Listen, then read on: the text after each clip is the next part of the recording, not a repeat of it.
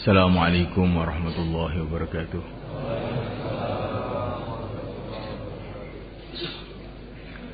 Innal hamdalillah nasta'inuhu wa nastaghfiruhu wa nu'minu bihi wa natawakkalu 'alayhi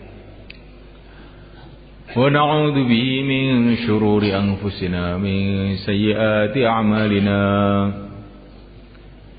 من يهديه الله فلا مضل له ومن يضلل فلا هادي له. أشهد أن لا إله إلا الله وحده لا شريك له وأشهد أن سيدنا ومولانا وحبيبنا محمدا عبده ورسوله. اللهم صل وسلم وبارك عليه وعلى آله وأصحابه والتابعين لهم إلى يوم القيامة. أما بعد، فقد قال تعالى في كتابه الكريم: إن الذين قالوا ربنا الله ثم استقاموا تتنزل عليهم الملائكة ألا تخافوا ولا تحزنوا وأبشروا بالجنة التي كنتم توعدون نحن أولياؤكم في الحياة الدنيا وفي الآخرة ولكم فيها ما تشتهي أنفسكم ولكم فيها ما تدعون نزلا من غفور رحيم. ومن أحسن قولا ممن دعا إلى الله وعمل صالحا وقال إنني من المسلمين.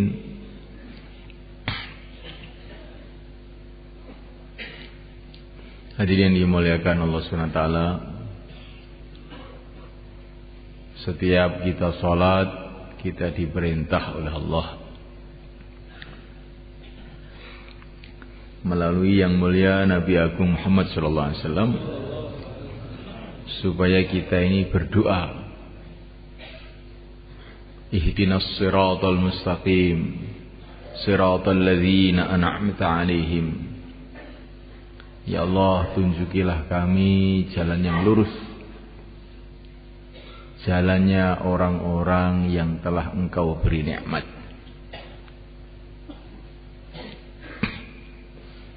Semua kita, bangsa mana saja, keadaannya bagaimana saja, laki-laki, perempuan, tua, muda, kaya, miskin, semua waktu sholat berdoa kepada Allah agar Allah memimpin kita, menuntun kita, sehingga kehidupan kita ini mengikuti jalan kehidupan orang-orang yang dikasih nikmat oleh Allah. Siapakah mereka? Telah disebutkan dalam ayat yang lain. Maksudnya adalah minan nabiyyin was-siddiqin wasyuhada was-salihin. Orang-orang yang dikasih nikmat oleh Allah, yang kita diperintah oleh Allah untuk berdoa, bercita-cita supaya hidup mengikuti jalan mereka, itu adalah para nabi pertama ini. Kita semua ini harus bercita-cita bagaimana hidup kita mengikuti kehidupan para nabi.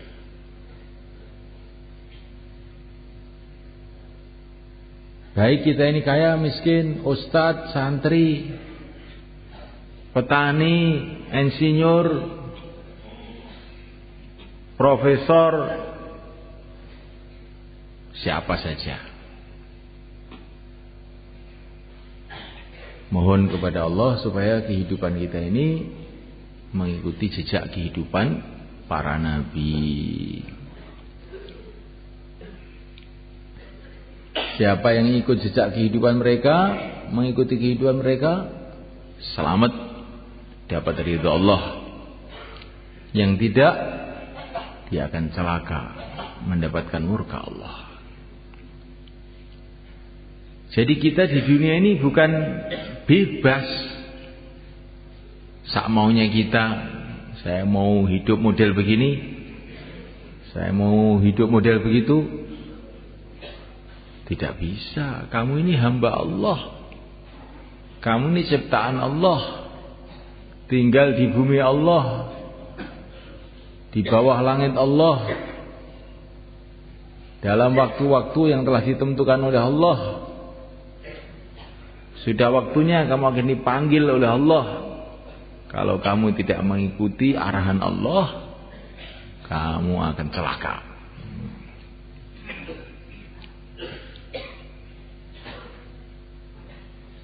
Anak-anak kecil di TK itu ditanya oleh gurunya, apa cita-cita kamu?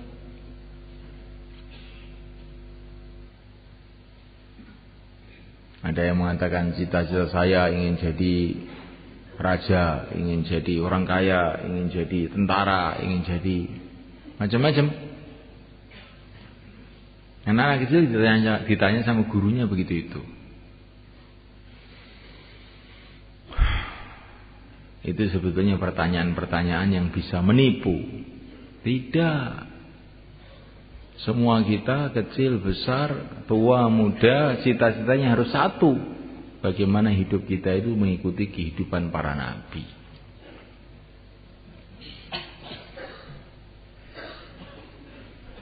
Minan nabiyyin, mengikuti kehidupan para nabi. Wasiddiqin, kehidupan para siddiqin, kehidupan orang-orang yang mantap imannya. Contohnya adalah Sayyidina Abu Bakar Siddiq radhiyallahu ta'ala anhu. Wa syuhada, ini yang ketiga, mengikuti kehidupannya orang-orang syuhada. Wassalihin, dan mengikuti kehidupan orang-orang soleh. Empat ini contoh kehidupan yang diridhoi oleh Allah, yang harus kita cita-citakan. Bagaimana kehidupan kita mengikuti kehidupan empat golongan ini.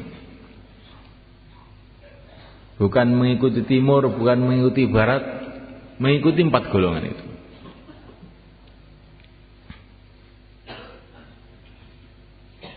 Minan nabiyyin, yaitu para nabi. Para nabi itu keadaannya macam-macam secara zahir. Ada nabi itu petani, seperti kakek kita Nabiullah Adam alaihissalam. Ini petani pertama di dunia. Beliau bertani padahal sebelumnya belum ada orang bertani. Belajarnya dari mana? Allah kirim malaikat Jibril ngajari Nabi Adam itu untuk bertani. Jadi ilmu pertanian itu juga asalnya dari langit sebetulnya. Cuman orang-orang sekarang sudah lupa. Petani pertama itu seorang nabi.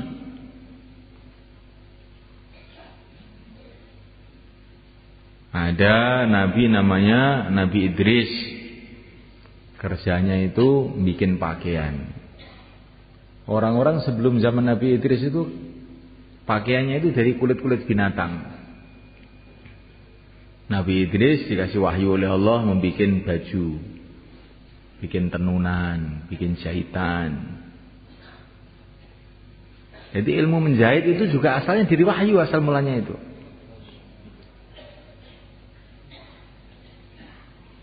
Ada nabi nama Nabi Nuh. Beliau ini adalah nabi yang diperintahkan oleh Allah membuat kapal. Jadi pembikinan kapal, bagaimana membuat kapal itu asal mulanya itu dari wahyu. Wasna'il fulka bi'ayunina wa wahyina. Di Nabi Nuh itu membuat kapal dengan wahyu Allah. Bukan dari ITS, Institut Teknologi Surabaya, bukan.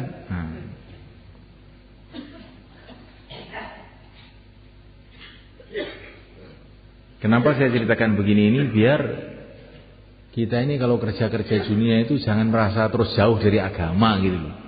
Ini sebetulnya kerjanya para nabi juga dulu itu. Saya ini petani, gak usah sholat. Loh, jangan begitu. Petani pertama itu Nabi Adam.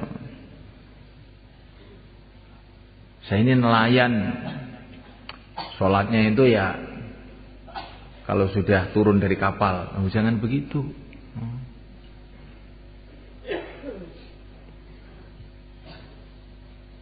Ada Nabi itu pegawai negeri. Nabi Yusuf alaihissalam, beliau ini adalah Menteri Ekonomi dan Irigasi di Mesir. Dan irigasi saluran-saluran air yang dibikin Nabi Yusuf itu sampai sekarang masih ada, sudah ribuan tahun itu. Masih ada. Jadi jangan gara-gara nurut banyu lali karo agama.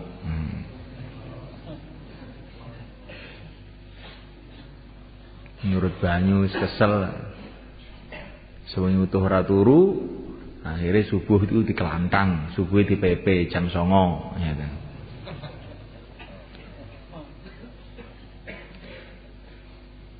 Jadi jangan mulaikan Allah Subhanahu wa taala. Para nabi, para rasul itu keadaannya itu macam-macam. Tapi semua mereka punya ciri khas.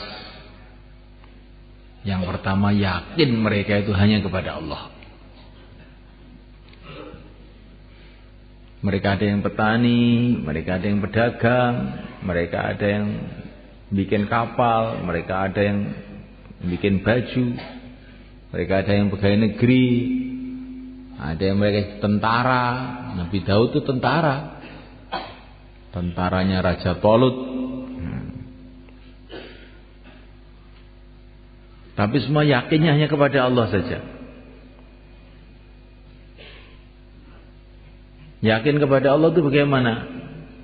Tertanam dalam hati ini yang berkuasa di dunia ini hanya Allah. Manusia tidak berkuasa, jin tidak berkuasa, malaikat tidak berkuasa, benda-benda tidak berkuasa. Sistem-sistem tidak berkuasa. Yang berkuasa adalah hanya Allah.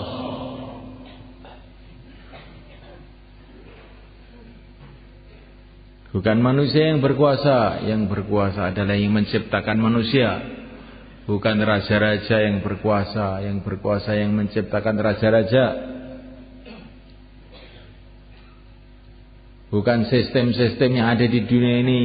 Sistem yang ada dalam matahari, bulan, tumbuh-tumbuhan. Bukan itu yang berkuasa. Yang berkuasa adalah Allah yang menciptakan sistem-sistem itu.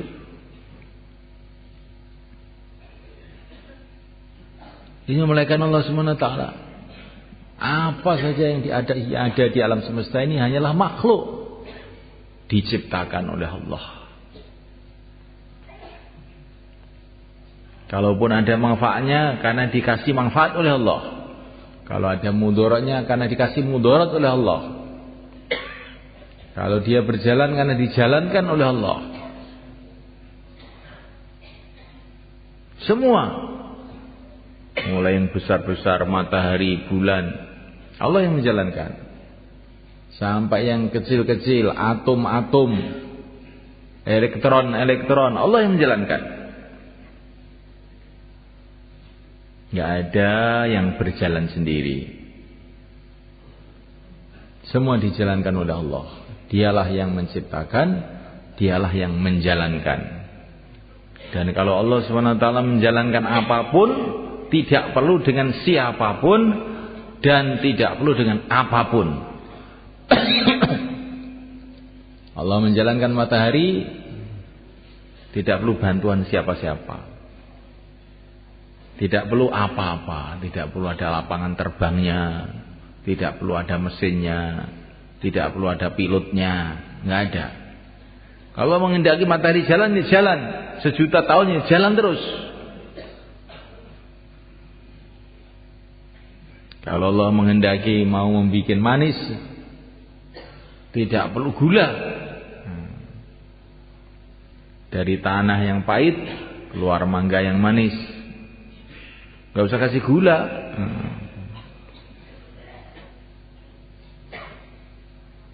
Semua dari tanah, mangga dari tanah, manggis dari tanah, kelapa dari tanah, rasanya macam-macam, bahannya satu, tanah. Jadi kalau Allah itu menghendaki bahan satu bisa macam-macam. Dari tanah keluar pohon-pohon, dari tanah keluar buah-buahan. Dari tanah keluar manusia ini juga. Manusia yang dari tanah. Manusia dari bayi, bayi dari tetesan air mani, tetesan air mani dari makanan, makanan dari tanah. Kucing juga dari tanah. Tikus juga dari tanah. Manusia juga jadi tanah. Bahannya sama, jadi berbeda-beda menurut kehendak Allah. Terserah Allah. Dari tanah keluar pohon-pohonan yang untuk jamu. Dari tanah keluar pohon-pohonan yang beracun. Dari tanah keluar pohon-pohonan yang untuk makanan pokok. Dari tanah keluar pohon-pohonan yang untuk bumbu. Dari tanah keluar macam-macam yang kita lihat, berjuta-juta macam. Nggak ada yang bisa ngitung selain Allah. Ya Allah itu kalau mau bikin baik itu mudah saja bagi Allah. Kalau mau bikin buruk juga mudah saja bagi Allah. Allahumma la sahla illa ma ja'altahu sahla wa innaka ja'alta haznan sahla idza syi'ta. Ini termasuk doa yang diajarkan kepada kita. Ya Allah, tidak ada yang mudah kecuali yang Engkau bikin mudah. Bila Engkau kehendaki, yang sulit pun jadi mudah. Ya Allah, mudahkanlah urusan-urusanku. Kalau Allah mudahkan, yang sulit jadi mudah. Tapi kalau Allah sulitkan, yang sulit pun jadi tambah sulit. Yang mudah jadi sulit. Maka manusia itu bergantung kepada Allah. Itulah yang ada dalam hati para nabi. Bergantung hanya kepada Allah saja. Jangan bergantung kepada benda-benda. Benda-benda itu terserah Allah. Bisa bahaya, bisa manfaat. Harta bisa manfaat. Dengan harta kita bisa bahagia, bisa ini, bisa begitu, bisa tentram. Tapi bila Allah menghendaki, bisa saja dengan harta kita jadi susah. Hartanya banyak tapi susah terus. Dengan mobil bisa jadi baik. Saya sampai ke Surabaya, ke Madiun, bisa pula jadi sebaliknya. Dengan mobil masuk jurang, masuk kalen. Nah. Jangan yakin dengan mobil. Pokoknya saya punya mobil beres. Oh, belum tentu. Banyak orang yang punya mobil celaka sebab mobilnya.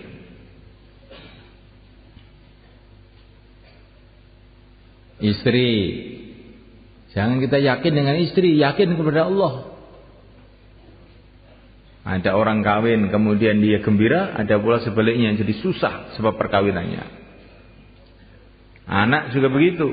Bisa saja anak itu menjadi menggembirakan kita, bisa anak menyusahkan kita. Maka kita diajari dalam Quran, jangan hanya minta anak, jangan hanya minta istri. Rabbana hablana min azwajina wa dzurriyyatina qurrata a'yun waj'alna lil muttaqina imama. Ya Allah, jadikanlah istri anakku menggembirakan aku. Karena Engkau berkuasa ya Allah, menjadikan istri menggembirakan, menjadikan istri menyusahkan. Anak juga begitu, teman juga begitu, kerajaan juga begitu. Enggak ada yang pasti baik itu di dunia itu enggak ada. Benda loh ini. Benda yang pasti baik itu enggak ada. Ada orang minum obat jadi sehat, ada orang minum obat tambah parah. Ada orang jadi raja tambah susah. Ada orang jadi raja gembira juga ada. Yang pasti baik itu di dunia ini nggak ada benda. Hanya satu yang pasti baik itu, yaitu taat kepada Allah. Itu pasti baik.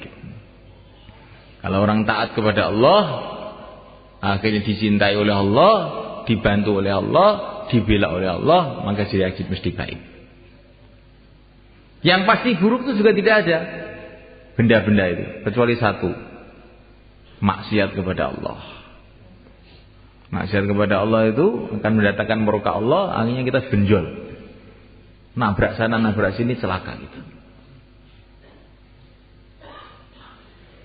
Itulah keyakinan yang dibawa para nabi itu.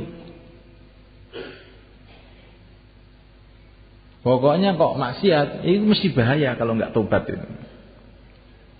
Kalau taat mesti untung kalau ikhlas.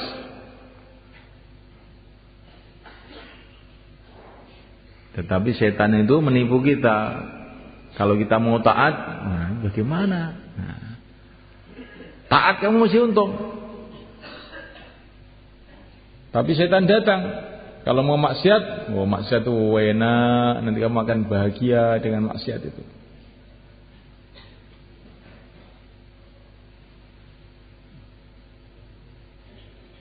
Assalamualaikum. Pak, lihat saya, ya, insyaallah. Melihat orang ngaji dapat pahala, melihat televisi dosa.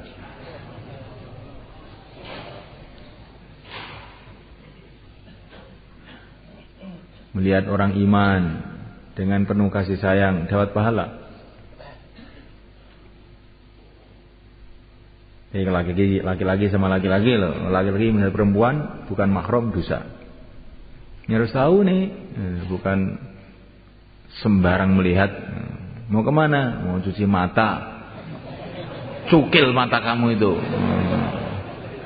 Kok cuci mata itu malah ngeregeti moto we. Nah, mulaikan Allah Subhanahu wa taala yang maksiat itu mesti bahaya. Tapi dunia ini karena tempat ujian, bahayanya maksiat itu tidak Allah Subhanahu wa taala tampakkan kontan. Kadang-kadang juga kontan. Kadang-kadang setelah setahun, setelah 2 tahun, setelah 3 tahun baru Allah tampakkan bahayanya. Begitu juga orang taat di dunia ini kadang-kadang oleh Allah enggak ditampakkan hasilnya kontan. Tapi setelah sekian lama nanti Allah tampakkan hasilnya. Maka semulaikan Allah SWT, jangan bergantung dengan benda-benda. Benda-benda itu bukan mesti baik. Kenapa kita ini rakus ingin mendapatkan uang? Karena perasaan kita dengan uang itu mesti baik. Belum tentu. Ada orang bawa uang ke Madiun, 1 koper. Sampai di Madiun bisa beli ini, selamat pulang. Ada juga ke Madiun bawa uang, sampai di sana dicopet orang, akhirnya dia menyesal susah. Ada juga yang datang ke Madiun bawa tas isinya uang, dilihat perampok, buki setengah mati, diambil uangnya. Ini gara-gara uang juga. Gara-gara uang digebukin orang, gara-gara uang bisa enak. Jadi jangan yakin sama uang.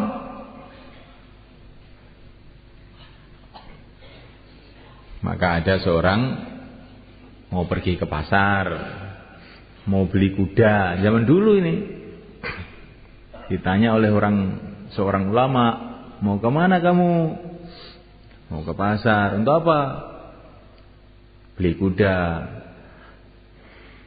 Maka ulama tadi nasihati, kamu jangan begitu. Insya Allah saya akan beli kuda. Begitu.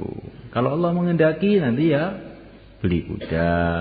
Kalau Allah tidak menghendaki, ya tidak bisa. Oh, kenapa begitu Pak Kiai? Uang sudah jelas di saku ini, kuda sudah jelas di pasar. Kok insya Allah itu loh. Maka akhirnya dia pergi ke pasar. Ternyata uangnya hilang. Nggak bisa beli kuda. Terus pulang ketemu Pak Kiai lagi. Loh, mana kudanya? Insya Allah hilang. Oh hilang kok insya Allah gimana? Nah, katanya tadi suruh insya Allah. Saya tidak mau insya Allah, uang saya hilang. Akhirnya insya Allah hilang. Jadi saya mulai kan ta'ala. Orang yang yakin kepada benda-benda itu akhirnya kayak begitu itu.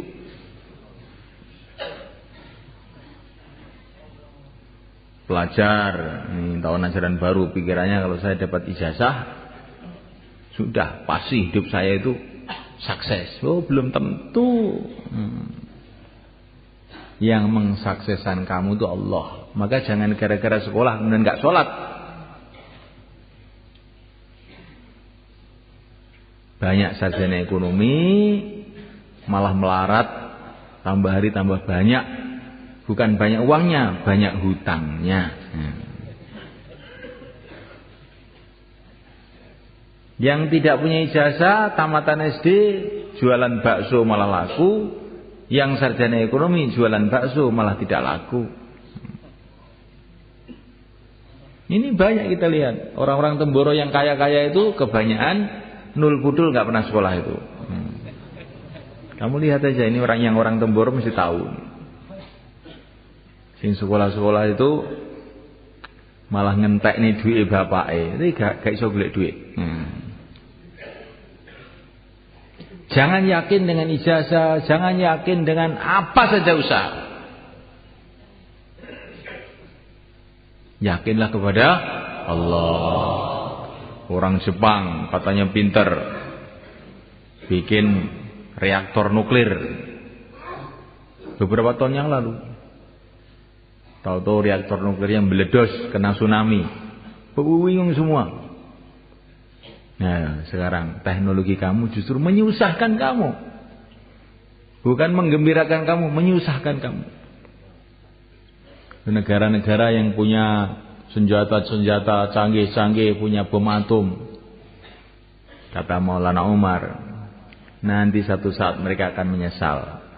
Karena bom atom itu akan meletus di rumahnya sendiri. Maka orang-orang yang nggak punya bom atom, alhamdulillah kok saya tidak punya bom atom. Punyanya kacang atom aja. Betul malah kan. Jadi benda itu nggak ada yang jaminan mesti menimbulkan kebaikan, nggak ada benda itu. Tapi manusia tidak berpikir. Manusia tidak berpikir bahwa teknologi mesti mendatangkan kebaikan, harta mesti mendatangkan kesuksesan. Ini pikiran yang keliru. Para nabi, para rasul mengajarkan kepada kita, yang pasti baik itu taat kepada Allah. Yang pasti buruk itu maksiat kepada Allah. Yang lain-lain itu terserah Allah. Bisa baik, bisa buruk. Maka yang penting hidup manusia itu taat sama Allah. Itu aja yang dipikirkan. Bagaimana saya taat kepada Allah? Kalau taat kepada Allah, apapun keadaannya, akhirnya jadi baik. Bagaimana tidak? Masuk surga. Tapi kalau maksiat kepada Allah, bagaimanapun keadaannya, buruk. Bagaimana tidak? Mengesal akhirnya ke neraka. Kalau orang sudah bertentangan dengan Allah, maksiat kepada Allah, mau lari kemana? Lari ke timur, timur milik Allah. Lari ke barat, barat milik Allah. Mau naik ke atas langit, langit pun milik Allah. Mau turun di bawah bumi juga bumi milik Allah. Mau lari kemana? Orang kalau sudah maksiat kepada Allah, tidak tobat kepada Allah, pasti celaka. Nggak akan bisa tidak. Kalaupun kelihatannya sekarang itu masih meger-meger, segar bugar, itu karena belum waktunya saja. Orang naik mobil Mercedes, jalan tol, enak, nggak tahu di depannya itu jurang. Orang-orang takjub, kok enak temen. nggak ngerti, baru beberapa menit jungkel di situ, hancurlah dia sebenarnya. Itulah ibaratnya orang maksiat. Walaupun enak pun enak menuju neraka. Enak apa? Bukan enak. Tapi kalau orang taat, walaupun naik dokar, naik cikar, jalan kaki, kakinya kena duri, berlumpur jalannya, tapi ini menuju taman-taman yang indah, gak apa-apa. Minan nabiyyin, inilah yang harus kita ambil dari pelajaran para nabi itu. Yakin kepada Allah. Kemudian ciri khasnya kehidupan para nabi itu, setelah yakin kepada Allah, senantiasa berhubungan kepada Allah dengan ibadah, sholat, zikir, doa. Kalau orang yakin kepada Allah kemudian tidak mau membuat hubungan kepada Allah dengan ibadah, ya orang betul-betul orang rugi sebenarnya. Kalau kamu sudah tahu Allah yang menguasai alam semesta ini, Allah Maha melihat, Allah Maha mendengar, Allah sangat dekat kepada kita, kok kamu tidak mau berhubungan kepada Allah? Alangkah bodohnya. Senantiasa buat hubungan kepada Allah dengan doa, dengan zikir, dengan sholat, dengan haji, dengan umroh, dan ibadah-ibadah yang lain. Inilah kehidupan para nabi. Inilah yang kita cita-citakan. InsyaAllah mulaikan. Kemudian yang ketiga, semulaikan Allah Ta'ala, di antara ciri khas kehidupan para nabi itu adalah ilmu. Para nabi itu semua orang ahli ilmu. Tapi ilmu apa? Ilmu yang terpenting, teragung, ilmu mengenai keagungan Allah dan ilmu cara berhubungan dengan Allah. Itulah ilmunya para nabi. Ilmu-ilmu dunia, ilmu bikin sambal, bikin pesawat, bikin mobil, itu serupa saja, itu hanya untuk dunia. Meracik sambal, meracik jamu, membuat mobil itu sama saja. Bikin pesawat terbang, bikin Apollo sama saja. Itu cuma noto karet, noto besi, noto aluminium, ditoto terus jadi pesawat, jadi apa-apa, sama saja. Kata para ulama, ilmu dunia itu ilmu sambal. Ini kalau sambal itu apa? Cabai, kasih garam, kasih berambang, kasih apa sih, gula sedikit, terasi sedikit, jadi sambal. Kalau pesawat, karet sedikit, tambah besi sedikit, terus kasih angin sedikit, kasih apa sedikit, tata-tata jadi pesawat. Sama aja, cuma nata benda-benda.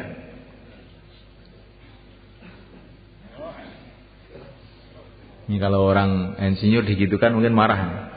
Gimana ini? Saya sekolah 10 tahun dikira ilmu sambel. Nah.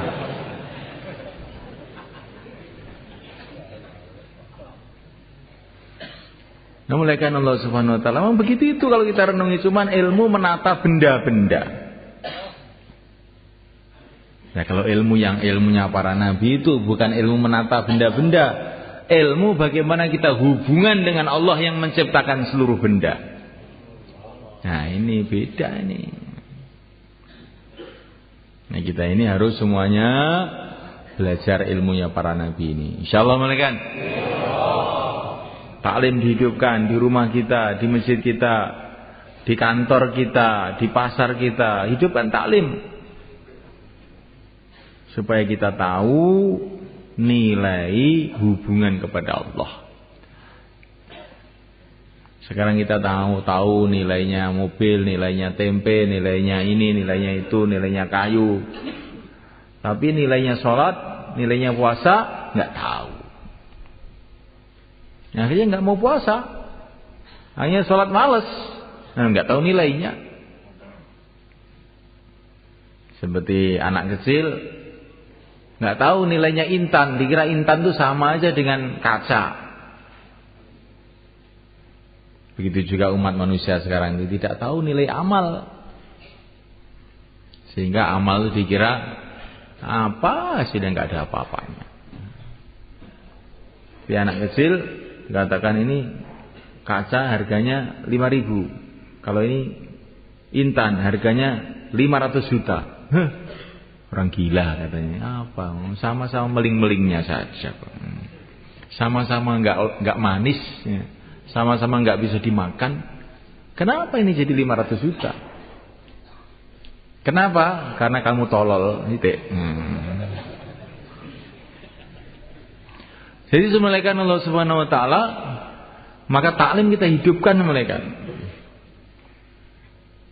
supaya kita ini tahu nilainya hubungan dengan Allah, nilainya amalan.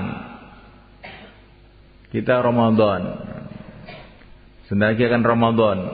Ada orang tuh Ramadan karena ikut-ikutan, ada Ramadan karena tahu nilainya Ramadan. Kalau Ramadan ikut-ikutan itu gimana? Malam pertama masjidnya penuh sampai belakang. Malam kedua kurang 1 sop. Malam ketiga, keempat kurang. Nanti kalau akhir Ramadan tinggal imamnya sama makmumnya. Karena ikut-ikutan. Lah kamu kok nggak ke masjid lagi tuh? Sudah capek. Ini sudah hari raya. Sebentar lagi waktunya bikin kue. Bukan waktunya tarawih ini sekarang ini. Mau beli baju. Ini amal karena ikut-ikutan. Tapi kalau amal karena tahu nilainya amal, maka awal Ramadan sungguh-sungguh, malam kedua tambah sungguh-sungguh, akhir Ramadan ini barokahnya tambah banyak, tambah sungguh-sungguh. Masih muda sungguh-sungguh, tambah tua sudah mengkis amalannya tambah sungguh-sungguh. Mumpung masih bisa amal ini. Bukan suruh amal, aku wis tuwek ngamali bagiane cah nom-nom. Aku tak nang omah karo nglinting bako iki wae. Lho, iki amal krana elu-elu dadi ngono kuwi. Ya kalau amal, tahu nilainya amal, tambah tua, tambah gentileng. Tambah tua, tambah sungguh-sungguh. Tambah capek, tambah gembira. Nabi mengatakan, tambah capek, pahala tambah banyak. Innama ajruki ala qadari nasabiki. Kata Nabi kepada Sayyidah Aisyah radhiyallahu ta'ala anha, pahala kamu menurut capek-capek kamu. Kenapa kamu ngantuk? Karena capek, Pak. Kamu dengarkan bayan karena ikut-ikutan. Kalau dengar bayan karena tahu nilainya amal, tambah capek, tambah melek. Kalau capek ngantuk, itu amal ikut-ikutan. Ini pentingnya ilmu sama mereka. Nah, mulaikan Allah Ta'ala, dan diantara ciri khas kehidupan para nabi adalah dakwah. Nabi itu bukan hanya ibadah sendiri, tapi ngajak orang untuk ibadah. Bukan hanya iman, tapi ngajak orang kepada iman. Seluruh para nabi orang-orang ahli dakwah, siang dan malam mengajak manusia dengan penuh kasih sayang dan kesabaran ketabahan. Inni da'utu qaumi laila wa nahara, siang malam tidak peduli. Kita pun harus bercita-cita seperti itu. Insyaallah mulaikan. Di mana hari kita tidak ajak-ajak orang, kita harus istighfar. Ini hari ini saya menyeleweng dari jalannya para nabi. Jadi dakwah ini bukan istilahnya itu acaranya orang Temboro, acaranya orang Pakistan, acaranya orang Jakarta, bukan. Ini dakwah itu amalannya para nabi. Semua kita harus usaha dengan sungguh-sungguh supaya kehidupan kita itu kehidupan dakwah. Insyaallah mulaikan. Dakwah itu bukan ceramah. Dakwah itu ngajak kepada Allah, ngajak supaya orang itu ingat pada Allah, taat kepada Allah, itulah namanya dakwah. Ketemu teman kita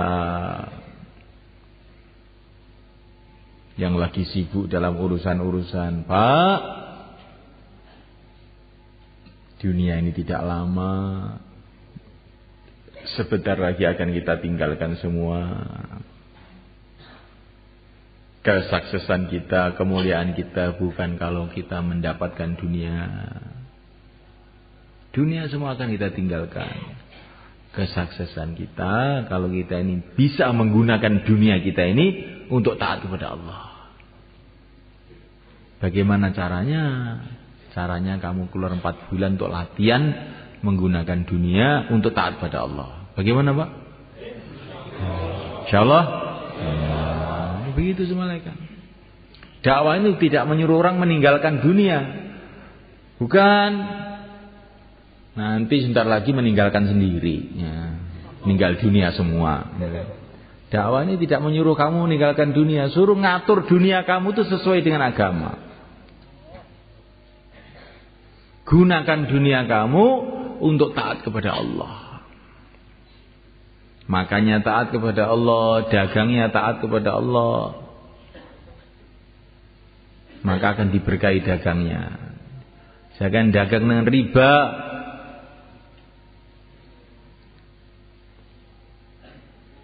Katanya sekarang kalau riba itu istilahnya apa? Bunga. Itu bukan bunga, itu racun. Itu bukan bunga tapi itu racun.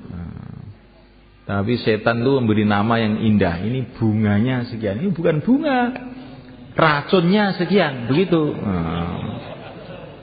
Saya mau nitip uang saya di bank ini, racunnya berapa, Pak? Gitu tanyanya.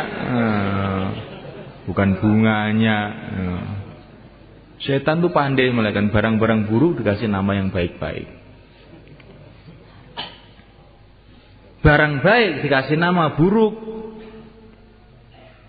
Itu kerjanya setan itu. Maka kita jangan mau ditipu.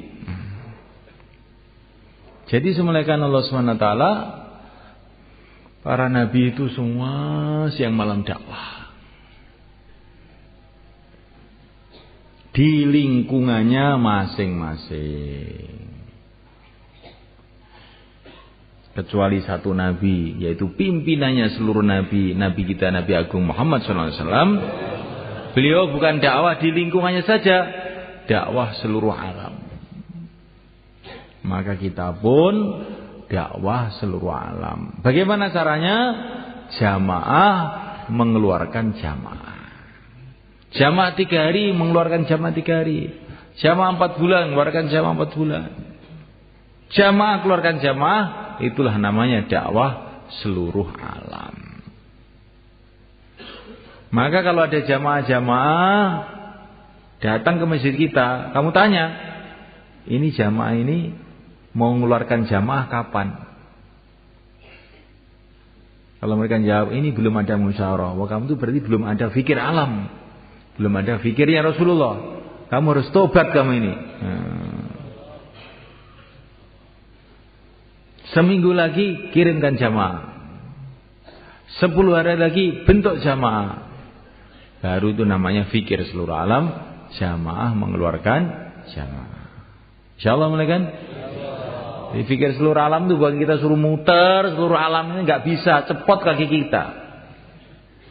Jamaah keluarkan jamaah, getok tular, gampang, tidak sulit. Setiap jamaah keluarkan jamaah. Nanti habis bayan ini, nanti akan ada tashkil, keluarkan jamaah. Setelah itu nanti 3344 mundakaroh. Bagaimana Bapak juga mengeluarkan jamaah. Teman-teman kita ini kita ajak bicara, ayo kita keluar 4 bulan, 40 hari, atau berapa saja, kita berangkat sekarang. Minimal semua jadi niat semua. Insyaallah mereka. Yang kewajiban mengikuti Nabi itu bukan seorang, 2 orang, semua kita. Kita keluar dan mengeluarkan jamaah. Kita dakwah dan usaha bagaimana seluruh umat dakwah. Ini baru kita ikut Rasulullah SAW. Ini kehidupan para nabi. Minan nabiyyin was-siddiqin. Kemudian yang kedua, kehidupan para siddiqin. Salah satu siddiqin itu yaitu Sayyidina Abu Bakar As-Siddiq. Ciri khasnya kehidupan siddiqin itu adalah tanggung jawab. Nah, agama. Sayyidina Abu Bakar itu bukan nabi, bukan rasul, tapi punya tanggung jawab meneruskan perjuangan yang mulia Nabi Agung Muhammad SAW. Ketika Rasulullah wafat, dipanggil oleh Allah, maka Abu Bakar bangkit dengan semboyan beliau, slogan beliau, syiar beliau, semangat beliau, ayung qasuddin wa ana hayy. Apakah agama akan dikurangi sedangkan saya masih hidup? Saya tidak terima kalau agama dikurangi sedangkan saya masih hidup. Beliau bukan nabi, bukan rasul, ini siddiq. Kalau kita ingin jadi orang siddiq, orang yang betul-betul mantap imannya, tirulah Sayyidina Abu Bakar ini. Jangan kita mengatakan saya ini bukan nabi, bukan rasul, bukan sahabat, bukan kiai, bukan ustadz. Untuk apa saya mikir agama? Jangan begitu. Gak boleh begitu itu. Saya bukan nabi, bukan rasul, bukan sahabat, bukan kiai, bukan santri, bukan apa-apa, tapi saya ingin mengikuti siddiqin, punya tanggung jawab agama. Insyaallah mulai kan? Caranya bagaimana? Keluar 4 bulan, 40 hari. Insyaallah mulai kan? Supaya ada tanggung jawab ini. Wasyuhada, orang-orang yang mati syahid. Orang yang mati syahid itu bagaimana? Orang yang mati membela agama Allah. Bukan hanya itu saja. Ya, orang yang dikatakan syahid itu diantaranya adalah orang-orang yang semangatnya itu siap mati untuk agama. Walaupun matinya di kasur di rumahnya. Tapi kalau semangatnya ini pokoknya saya siap mati. Apalagi kok 4 bulan apa. Nah, saya siap mati untuk agama. Mati untuk agama maknanya masuk surga. Kenapa? Takut. Nah, itu namanya itu syuhada. Ya. Dibagi orang syuhada itu mati itu bukan menakutkan, malah mengembirakan. Lalu kok nak mati piye? Loh ya aku tak golek. Iya. Lah kowe kok gak mati? Nah.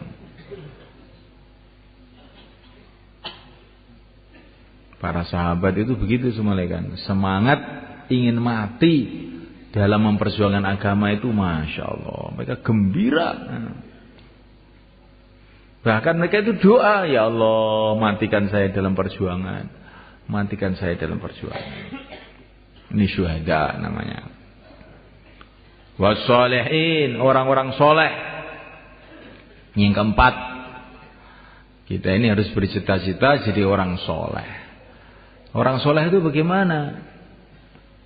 Orang yang dalam urusan apa saja mengikuti syariat, mengikuti aturan. Kalau dia sebagai ayah, ya punya tertib syariat, bagaimana menjaga anaknya, menjaga keluarganya, memikirkan mereka, itu namanya orang soleh. Tapi kalau orang sebagai ayah, nggak ngurus keluarganya, itu bukan soleh. Dia sebagai petani, pertaniannya mengikuti syariat, waktu panen bayar zakat, ini orang soleh. Dia jadi buruh tani. Gak apa-apa jadi buruh tani, tapi jadi orang soleh. Bukan waktu macul terus duduk aja ngerokok gudang garam. Setelah sore minta gaji 50.000. Kamu itu digaji untuk ngerokok apa untuk macul? Untuk macul. Lah kamu kok ngerokok? Berarti gaji kamu itu haram itu. Kamu itu nipu.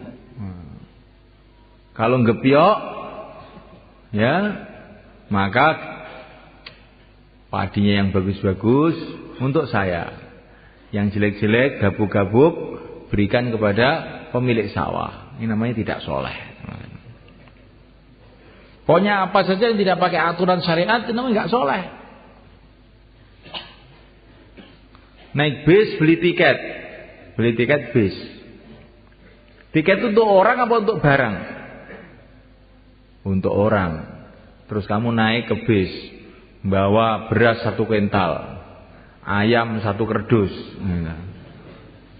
Ini kan nggak ada tiketnya ini. Nah, ini namanya ini termasuk tidak soleh namanya. Akhirnya nanti turun dari bis itu sudah ada haramnya ini berasnya itu. Nanti kalau kamu kasihkan makan sama istrinya diberuat pikirannya. Terus anaknya jadi ngantuan. Loh itu beras ini beras halal. Kok anak saya jadi ngantuan gara-gara apa? Dinaikkan bis tidak bayar. Yang bayar orangnya, berasnya nggak dibayari. Ini namanya juga tidak soleh namanya begini nih.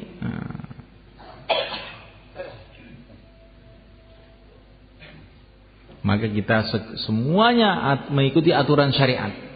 Insyaallah malaikat. Apa saja tanya kepada para ulama, ini aturan syariatnya bagaimana? Kalau tidak, kita ini perasaannya berbuat kebaikan padahal berbuat keburukan. Pergi haji ke Mekah, sudah ditulisi di anunya itu, tiketnya ditulisi, ini hanya boleh bawa barang 20 kilo.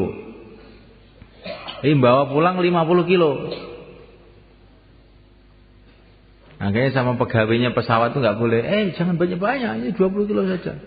Nggak apa-apa, udah saya kasih uang 100.000, diam aja ya. Nah, haji mabrur itu, haji mabur gue. Gimana ini semuanya kan? Maka kata para ulama, kalau kamu naik onta haji, tetapi bekalnya haram, makanannya haram, yang haji ontanya bukan orangnya. Yang haji ontanya bukan orangnya. Karena kalau onta itu makan haram itu nggak apa-apa, bukan manusia itu nggak ada haramnya. Yang haji onta kamu, sedangkan yang naik onta tidak haji. Jadi semulaikan Allah SWT, ini 4 golongan inilah yang kita minta dalam sholat supaya kita ikut mereka. Para nabiyin, para siddiqin, para syuhada, para sholihin. InsyaAllah semulaikan. Kalau kita mengikuti jalan mereka, maka Allah ridha kepada kita. Kalau kita diridhoi oleh Allah, kemana saja akhirnya beruntung mereka. Hidup kita di dunia akan berkah, hidup kita di akhirat di surga Allah. Jangan kita kira bahwa mengamalkan agama ini hasilnya di akhirat saja. Tidak. Di dunia ini pun kalau kita amal agama dengan benar, Allah akan datangkan kebaikan-kebaikan, barokah-barokah, ketentraman, ketenangan, kerukunan. Belum dikubur akan lebih nikmat lagi. Di padang mahsyar lebih senang lagi. Di surga, di sanalah tempat yang sempurna, di mana kita akan menghadap kepada Allah. Allah ridho kepada kita ridho kepada Allah. InsyaAllah mulaikan. Mau kemana kita ini? Mau kemana? Siapa yang cuma satu, mau ke akhirat semuanya. Itulah program Allah untuk kita. Semua kita mau ke akhirat. Apa persiapan kita? Semua kita akan menghadap pada Allah. Apa persiapan kita? Semua kita akan mati. Apa persiapan kita? Urusan kehidupan kita siapkan semua. Ini mau mantu, ini mau nyunat nih, mau bangun rumah, mau ini, mau semua kita siapkan. Ini perkara yang pasti kita kerjakan. Kematian tidak pernah kita siapkan. Urusan akhirat tidak pernah kita siapkan. Kalaupun kita siapkan, ala kadarnya. Kalau urusan dunia, kita sungguh-sungguh. Tapi kalau urusan akhirat, ya aku sokeh ngamalku ke. kok angel-angel. Iki ora angel-angelan iki, gampang iki. Maka semulai kan kita ini perlu kita renungi diri kita ini kok kayak begini ini gimana ini? Urusan dengan manusia kita pentingkan, kalau giliran urusan dengan Allah, ya kapan-kapan saja. Urusan akhiratnya kekal abadi,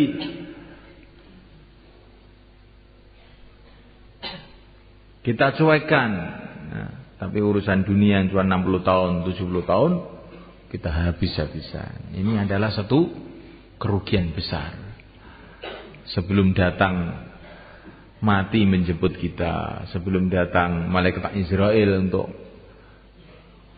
menuntun kita menuju Allah, kita sekarang bikin persiapan. Insyaallah malaikat. Apalagi sebentar lagi kita akan Ramadan. Kalau kita keluar di jalan Allah waktu Ramadan, maka Ramadan kita akan berlipat ganda pahalanya. Kalau kita keluar di jalan Allah waktu Ramadan, keluar kita juga berlipat ganda, tidak seperti biasanya. Maka sebaik-baiknya waktu untuk keluar itu adalah bulan Ramadan. Maka yang mau keluar 4 bulan silahkan berdiri ke selatan. Monggo. Alhamdulillah